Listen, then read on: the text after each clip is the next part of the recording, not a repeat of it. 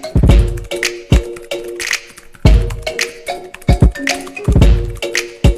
semuanya, apa kabar? Kembali lagi dengan saya Putri. Halo semuanya, kembali lagi di Tips 5 Menit bareng Pipit. Nah, kali ini aku akan memberikan kalian semua tips gimana caranya jika kamu harus rebranding. Dari postingan sebelumnya udah dicek kan apa itu rebranding dan apa sih atau kapan sih kamu harus rebranding? Langsung aja.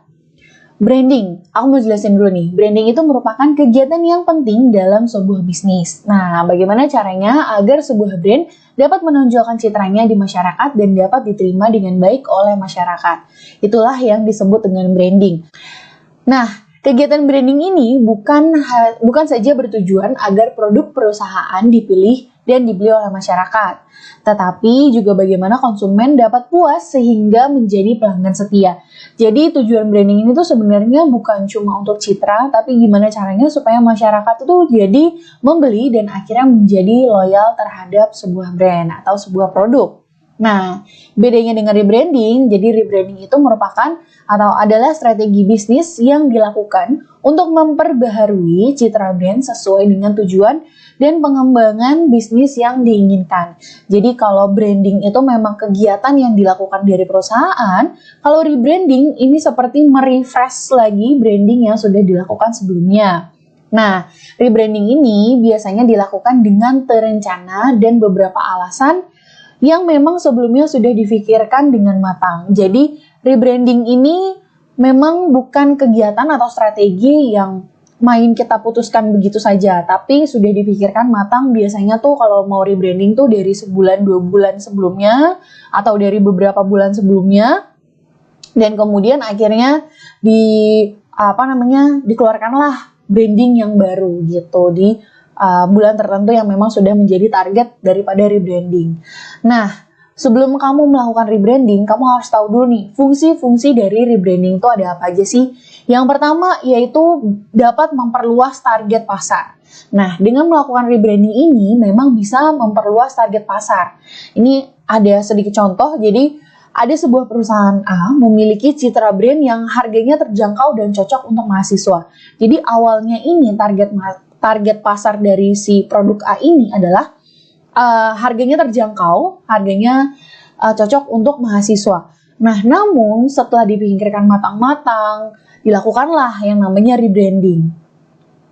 Dan setelah rebranding ini, ternyata setelah mengubah beberapa aspek seperti packaging dan juga harga, ternyata produk A ini malah laris di kalangan pengusaha alias menengah ke atas gitu. Jadi memang membuka target pasar baru yang tadinya hanya mahasiswa, sekarang jadi lebih banyak lagi orang-orang yang akan tertarik terhadap produknya. Tapi baik lagi ya, kalau kamu ingin melakukan yang namanya rebranding, itu harus benar-benar dipikirkan matang-matang. Harus ditentukan apakah ini akan gagal atau bagaimana gitu. Yang kedua, dapat mengubah persepsi. Nah, dengan melakukan rebranding bisnis Anda, kamu bisa dapat merubah persepsi yang sudah ada di dalam masyarakat. Jadi misalnya, awalnya brand A ini di mata masyarakat terkenal tidak baik. Banyak hal-hal buruk yang memang didengar atau dialami oleh si brand ini gitu di mata masyarakat. Baik itu dari sisi visi, misi perusahaan.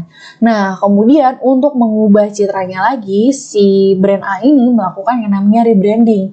Dan ternyata hasilnya mengubah persepsi masyarakat menjadi jauh lebih baik gitu. Jadi misalnya perusahaan teman-teman yang memang sudah dibangun sekarang memiliki reputasi ternyata yang kurang baik di mata masyarakat. Kemudian ya udah teman-teman memutuskan untuk rebranding dan memikirkan gimana caranya supaya persepsi masyarakat terhadap perusahaan teman-teman atau terhadap produk teman-teman itu berubah gitu. Makanya dilakukan rebranding. Kemudian yang ketiga, dengan rebranding pun juga dapat menampilkan wajah baru dari brand. Nah, ini yang biasanya dilakukan oleh perusahaan-perusahaan lama. Jadi memang biasanya rebranding juga dilakukan oleh beberapa perusahaan lama yang memang harus melakukan perubahan gitu. Karena kan biasanya ada aja perusahaan yang 10 tahun sudah berdiri sampai sekarang, udah 20 tahun, udah 30 tahun. Nah, mereka akan melakukan rebranding. Misalnya perusahaan A sudah berdiri sejak tahun 2000. Nah, di tahun 2020 berarti kan sudah 20 tahun ya, mereka melakukan perubahan logo, mengupdate visi dan misi yang lebih baru dan juga lebih fresh. Nah, tujuannya rebranding ini juga untuk meningkatkan kinerja dan juga untuk ya tadi merefresh perusahaan, mengikuti tren yang ada saat ini gitu kan. Gak mungkin kan selama 10 tahun kita konsisten tetap mengikuti tren yang 10 tahun ke belakang dan tidak mengikuti tren sekarang. Kalau misalnya seperti itu mengakibatkan perusahaannya akan kemakan oleh zaman gitu. Oke. Nah, sekian dulu nih untuk tips kali ini. Semoga teman-teman bisa memahami tentang gimana caranya rebranding. Sedikit quotes nih dari Jeff Bezos. Jadi, a brand for a company is like a reputation for a person. Jadi, sebuah brand untuk sebuah perusahaan itu seperti reputasi pada seseorang. You earn reputation by trying to do hard things well. Kamu akan mendapatkan reputasi itu ketika kamu mencoba sesuatu dengan sungguh-sungguh gitu, dengan kerja keras yang sungguh-sungguh.